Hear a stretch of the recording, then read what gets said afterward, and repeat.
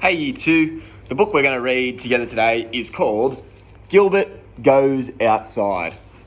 It is written by Colin Thompson and illustrated by Chris Mould. Gilbert Goes Outside. Gilbert was not a happy boy. He did not like things to change. Most animals and a lot of people are like that, but with Gilbert it was worse. If the lady he called his mum moved the furniture around so the armchair was by the window and not the door, it upset him for a week.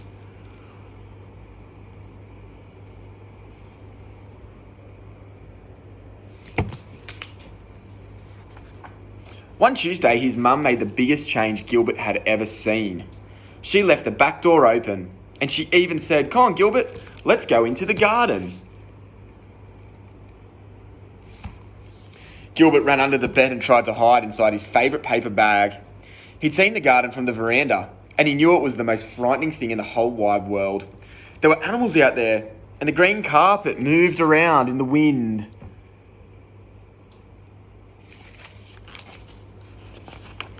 "No way," said Gilbert. But his mum couldn't understand him. She dragged him out from under the bed and carried him outside. I'm going to die, Gilbert cried and closed his eyes. "Look at the beautiful flowers, Gilbert, and the lovely sunshine," said his mum. "This is a crazy person," Gilbert said. "I'm living with a crazy person." And then it got worse, much worse.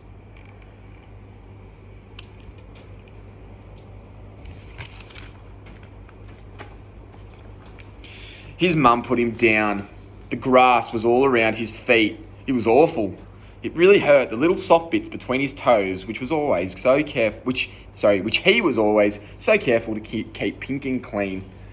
"You lie in the sun for a bit," said his mum, and went back into the house, shutting the door behind her. No, help!" cried Gilbert.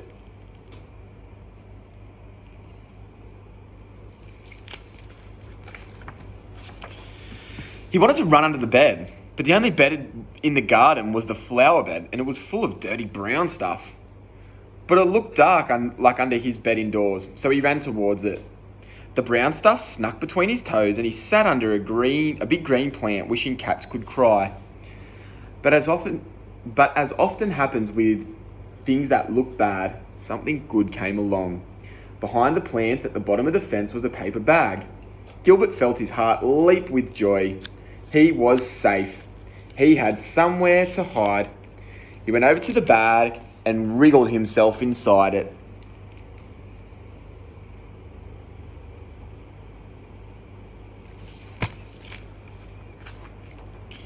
Inside the bag was not like the ones indoors. The inside of this bag was occupied. There was a ring of beetroot, a lettuce leaf, some fried onions, a bread roll, and half a beef burger. They took up a lot of room inside the bag.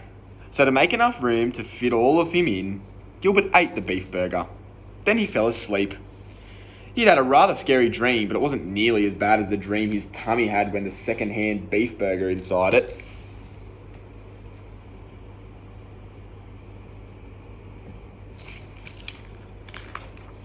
Gilbert woke up feeling very sick. His stomach was jumping up and down as he staggered across the lawn.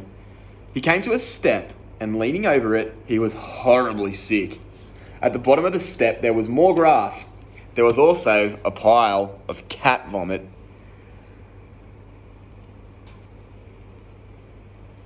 Does not look well, does he?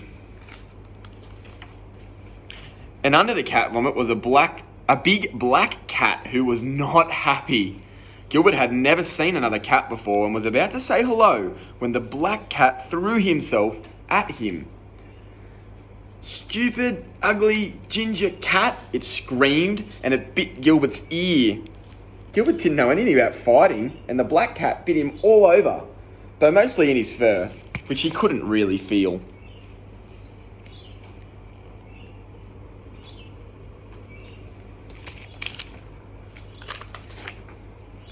Gilbert's mum, hearing all the commotion, raced out to rescue her little boy.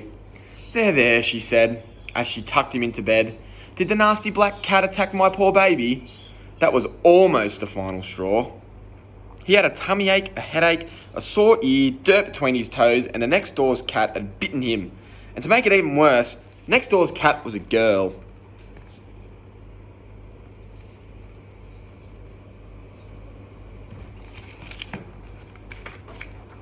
The final straw is what his mum said next time.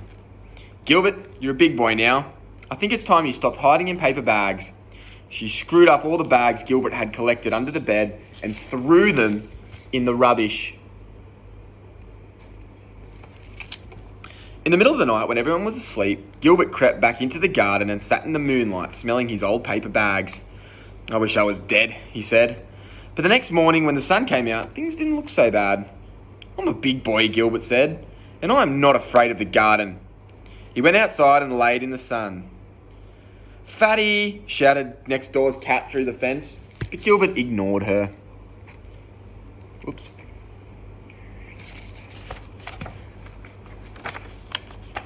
He had other things on his mind. There was an ache in his heart where paper bags used to live, an ache he thought he would never be able to fill. But then he saw it, standing next to the dustbin, big and brown and beautiful.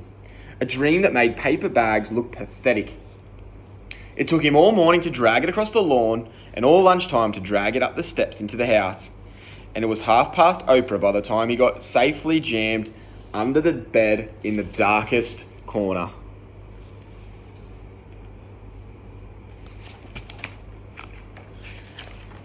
Gilbert's mum was right. He was a big boy now, too old for paper bags. He didn't need them anymore. Paper bags were for babies. He now had a big brown cardboard box. That's the end. Enjoy your day of online learning.